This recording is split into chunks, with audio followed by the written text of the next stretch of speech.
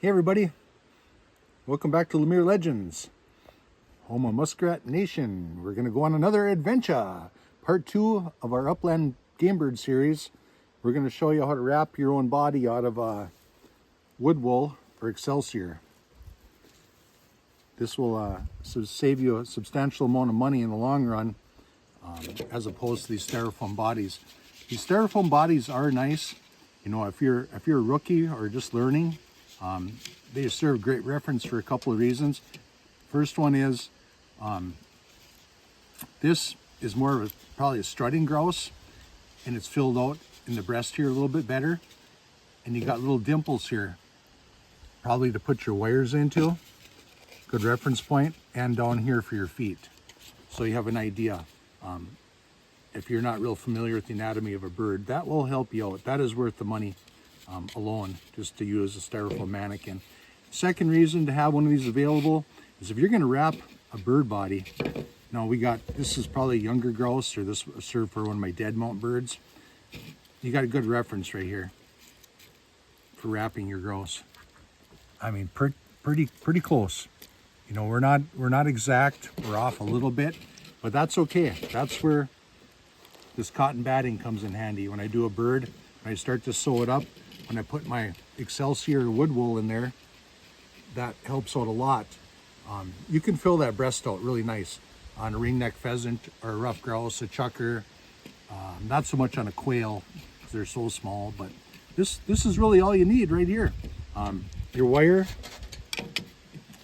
will pass through this really nice. You know, I don't have much of a point on there right now. I just cut it with my little snippers here. I didn't run it through the grinder, and you know, I wrapped this one a little bit tight, but you can see it'll go through there pretty easy. Now, if you got more of a point on there, you run that on the grinder for a few seconds, and that'll be preparation in part 3 of the series. The financial aspect and time is money sort of thing. But right now, I just want to show you how to wrap these bodies. You know, like I said, I like to use this as a filler in my Upland game birds, along with this.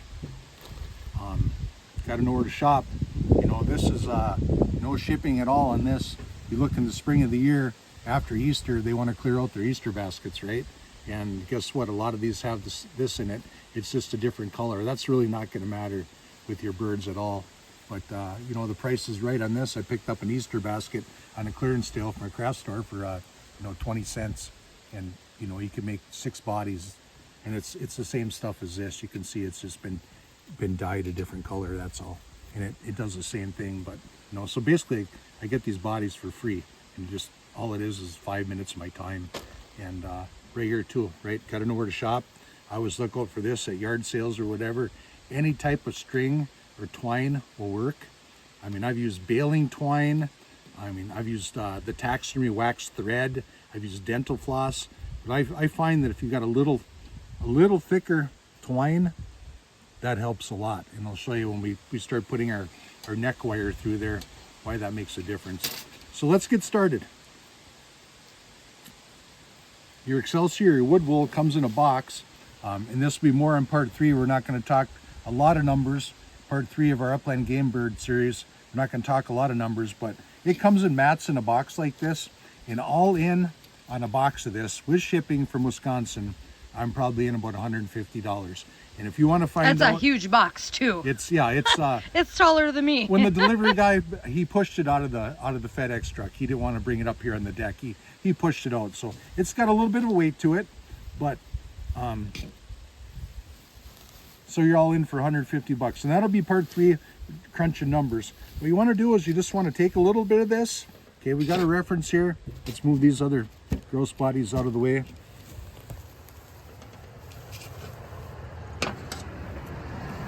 We're just going to snip this.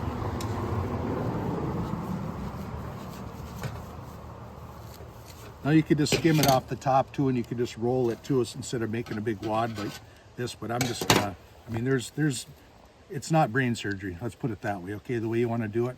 Okay, we got a pretty good handful here. Obviously, we're way too long for a grouse. Just using your hand as a reference. Okay, you want to fold the bottom into the top, or the top into the bottom, however you want to look at it, depending on your camera angle. Okay, just like that. We're beginning to take the shape. Now this is a rough grouse or a chucker is what we're gonna wrap here. Okay, we're beginning to take the shape.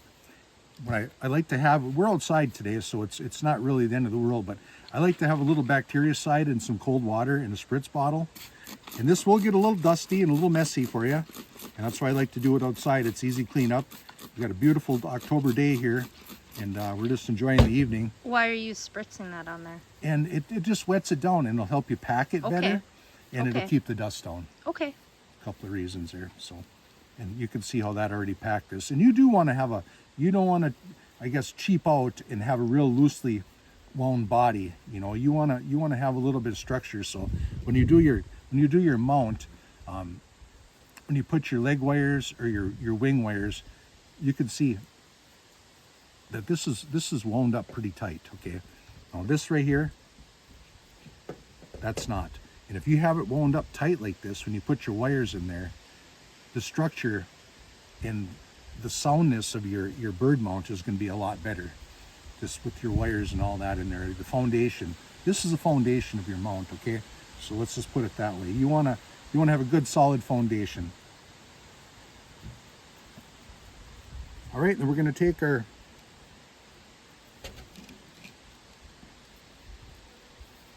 find the end of our twine here. I'm going to drop this down below the deck, and we're just going to start to wrap. Okay, I'd like to start with an imagination. This is my tail right here, okay? Tail of my bird. We're just going to go round and round and round. Now that twine that I threw down there is just going to flop around down there, and we're going to try and keep it on the deck, but obviously it had its mind of its own to go somewhere else. Cut! Edit! Hopefully that skunk that I was fishing for doesn't grab a hold of the other end of this. Won't be Muskrat Nation, we Skunk Nation. But no, anyhow, this is how we're going to do this. Okay, we just basically went this way, and then we're going to go end for end. And in the shop, I've got a little peg on the floor with a dowel in it to put my twine to do it in there, so I'm not fighting my string. But we're still working on the shop. Getting there. Did I ever say that efficiency is key to making money?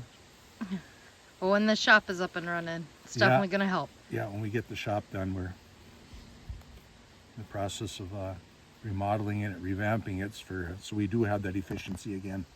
And so you can see right now what I've got here. Okay, see that? We got that pretty much as tight as these were.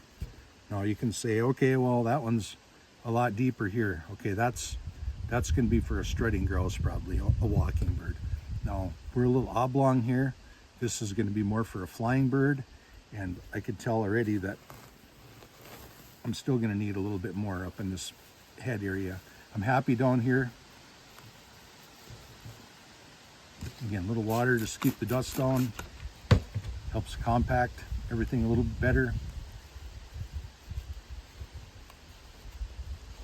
And once you get really good at doing this and you're set up, you know, you can wrap one of these in just 3-4 minutes. It doesn't take long. And I mean, this string is just mere pennies. You know, the twine, baling twine, whatever you want to use, it really doesn't cost a lot.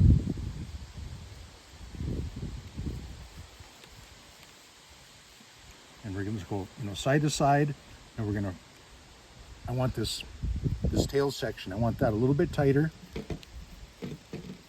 because that's where our wire is going to come through, as you'll see here in a minute. So I really want to add a little extra string down in that area right now. Now this is going to be a medium-sized grouse, and that's why I like to do 8-10 of these at a time, because you got a good selection. If you're going to do a dead mount bird, you know, a big male, flying big male, or whatever, you got a good selection.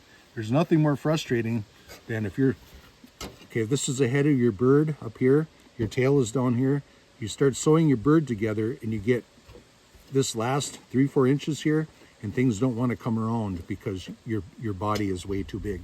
It just doesn't fit properly. So then I just take the mini needle nose plier with that extra end, just and you just tuck it right in underneath there. That way it's out of the way, out of sight, out of mind, right? You're not fighting with that little flag of twine on there at the end. And that's basically it. Now, guys are going to say, well, you know, it doesn't have any, there's no breast up in here. Well, this is probably going to be a flying bird. And again, when I sew my bird together, I'll just take this and I'll put that right there. And that'll fill out that breast really nice.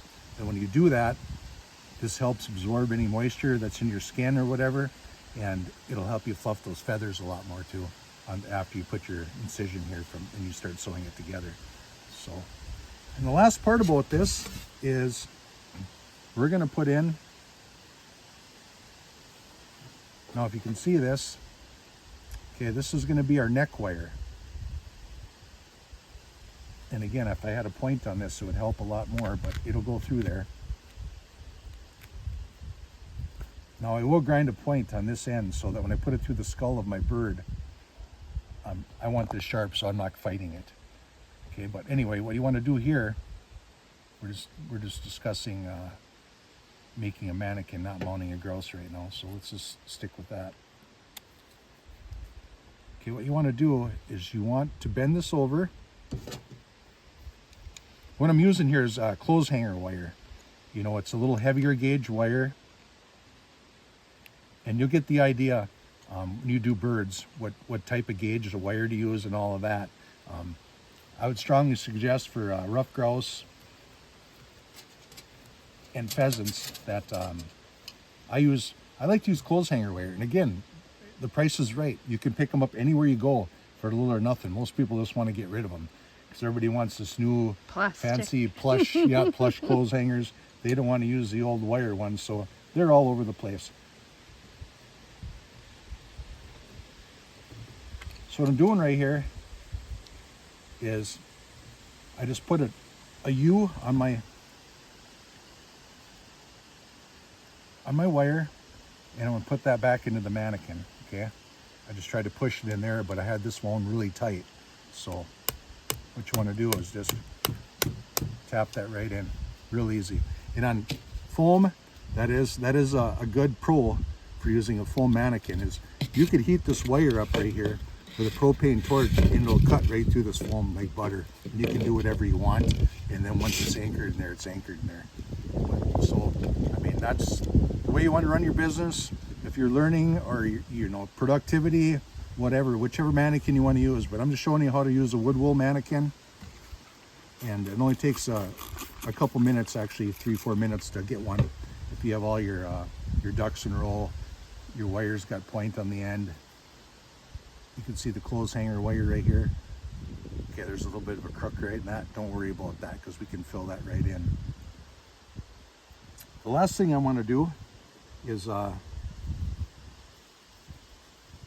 He's like, oh, I'm going to have to go fish that out. I thought I was going to dive over the deck. I was going to go dumpster diving for some clothes hangers. But actually, no, I'm going to go end for end right here. And you can see where my U and my clothes hanger wire was right there. I want to come right across that a few times. And when I go over that, and I'm wrapping my body end for end, and it doesn't take a lot. You just want to cover up that wire the best you can. Just keep turning your mannequin and make a few swoops. And the reason I do that is we mount our bird. If you go to push this into the skull and slide your feathers, your neck feathers through, you know, you don't want that to pop out like that. See how that popped out of there? That gets frustrating. So you just want to make sure you have enough wraps on there that wire does not pop out the rear end of the bird. Like I said, this twine, baling twine, whatever you want to use, it's relatively inexpensive compared to the cost of styrofoam and petroleum products these days. So.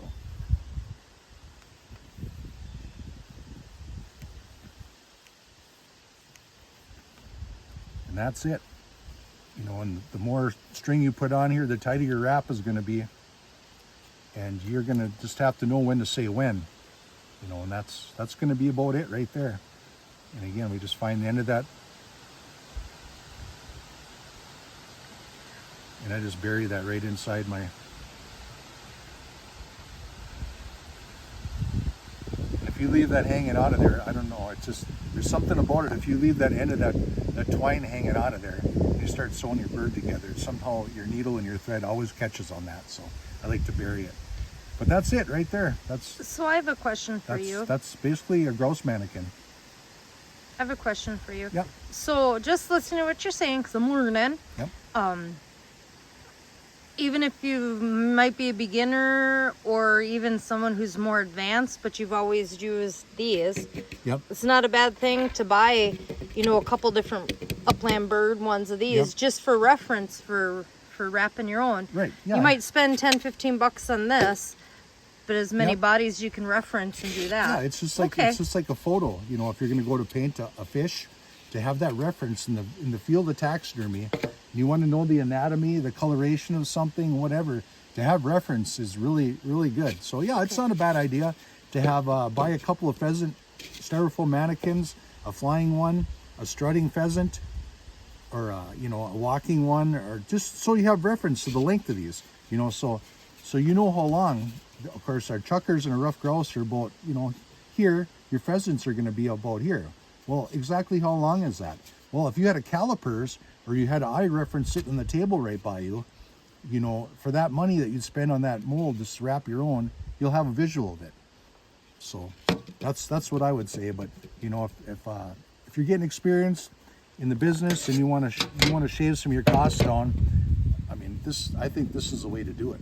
You know, in the next episode we're going to discuss again costs and things like that, and how much it actually cost me to do this. I pretty much broke this down. I have a good idea of my cost on this, and I can tell you I don't have $1 into this whole setup right here.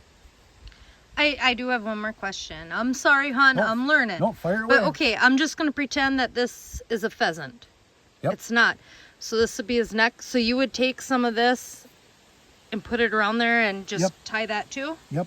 Okay. Yep. Like on a quail, small, anything, I'd say chucker, rough grouse, sage grouse, anything like that and smaller, what I like to do is I like to use clay. Okay, I'll just take clay now and I'll wrap it around here. Their necks aren't so as long. Right, yeah, though. they're not so long, but when you get into a pheasant, I mean, we know that, you know, if you take a reference off of that carcass of that pheasant, we're talking, what, 6, 7, 8 inches maybe, especially for a big mature rooster that's busting, you know. So you want to, or I do, I wrap it. And I'll show you how to do that right now with this grouse. Okay, let's pretend, okay, this is a pheasant. Okay, this is what I would do. Now this is, like I said, again, this is going to be a grouse mannequin or a chucker mannequin. We're just pretending. But yep, you want to do the same thing. Let's just, we'll make a neck. And you probably, again, using your reference, just like we have these bodies here, for your reference of the size of the body, you know, you probably want to leave that carcass on the table. So you know how long of a neck and how thick of a neck to make diameter-wise, circumference and all that good stuff on your pheasant or whatever you're going to do. Use it for reference. But that's all you really need to do right there, okay? You just put it down and wrap it? Yep. Just wrap it around that wire. Wet it down. That's going to help pack it on there for you. Now we're about a little bit bigger diameter than my thumb for a grouse here. What's going to happen when we wrap our twine on here tight? This is going to really narrow this down. And again, this just comes from your reference and your knowing the anatomy of your bird, you know, that you're working with. And that's, I really, a lot of guys have said, I give you credit for knowing, you know, your fish species and the shape of your fins and all of that. But it's ongoing study. And I still, to this day, I learn something new every day on fish and birds, and guys that can do a beautiful, a migratory bird, duck, goose, whatever. I mean, it's just, to me, that's really amazing. And I've done some, and I don't care to deal with the grease of the migratory birds and all of that. And that's going to be on episode number 3. That's why I prefer to do the upland game birds, and I'll show you some secrets on that. So you just continue down like that? Yeah. Oh, perfect. Not to get off off subject there, but let you know what I'm doing here. But yeah, I'm basically just wrapping this all up.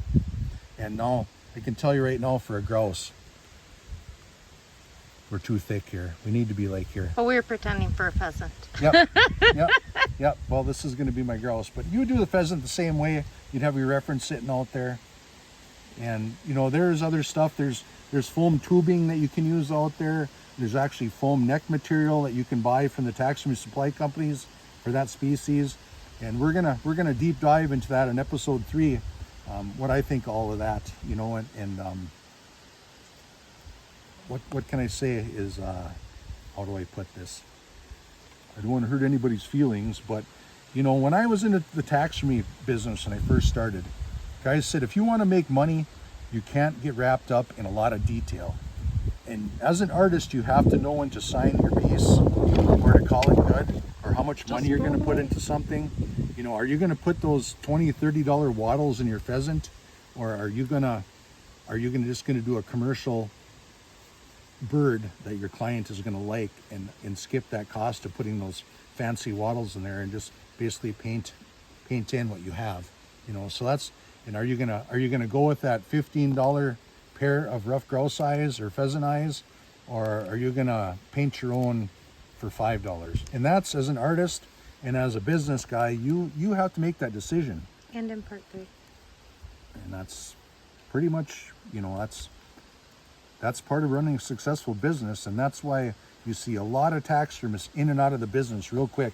They realize that it's an art, and your idea of art might not be your client's idea of art, and your overhead and your costs can really get out of hand really quick, especially with today's prices of stuff.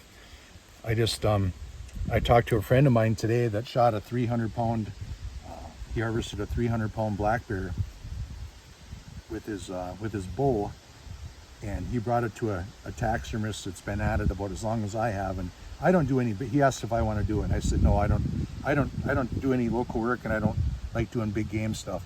And for a half mount black bear was $2,200, mouth closed. And a lot of that is the cost of the tanning and the materials. So again, this is how I roll these days. I hope this helps you out. You know, share how, you know, we're basically cheaping out on material costs with a little extra labor, but you know, we're doing this for $1, and you know, talking and rambling, I could probably had 3 of these done in that amount of time. You know, thinking about what I'm going to say next and taking my time. You know, speaking with you fellow muskrats, as opposed to just get my hands busy and keep my mind on what I was doing. I could have done 3 of these in 10 minutes as opposed to this one. So, you know, it's all business decisions that you have to make on your adventure if you're going to be a taxidermist. So there we go. That basically is a grouse done. And not to repeat myself, like I always say, I like to get squirrel a lot of times, but this is the neck for my grouse. And I usually don't do that. I usually use clay, and I will make that neck for a pheasant. But since we didn't wrap a pheasant body here, I just want to give you an idea how that would be done for your pheasant. Put that neck on the table with your carcass, and you can use that for good reference to make your body, or get yourself a half a dozen of these from the supply company. So I hope that helped you out. I know this next part coming up, part 3, we're talking money, and everybody wants to know about money this day and age. Everybody's got to have it. You need it for your medical insurance, cost of groceries, cost of supplies are going up as far as the taxidermy industry. So we're going to talk some numbers in the next one, and that's going to be really, really a lot of insight for you. So hang around for part 3 of Upland Game Bird series, and we will show you and life experiences of how to make some serious money if you want to be an upland game bird taxidermist. And like, share, subscribe, and cut.